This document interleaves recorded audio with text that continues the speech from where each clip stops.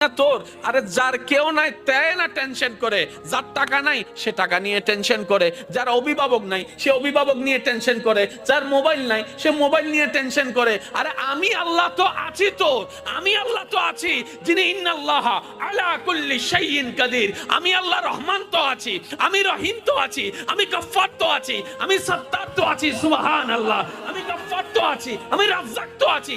আরে আমি থাকতে তোর টেনশন কি? বান্দা বলে যে কথা তো ঠিক, যার নাই সে এনে টেনশন করে। আমার আল্লাহ যদি আমার থাকে, আমার তো টেনশন করার দরকার।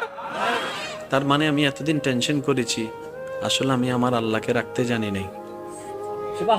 আমি আমার আল্লাহকে রাখতে জানি, আমি আমার আল্লাহকে ধরে রাখার মতো ধরে রাখতে জানি নাই, যার কারণে তো টেনশন আমাকে স্পর্শ করেছে।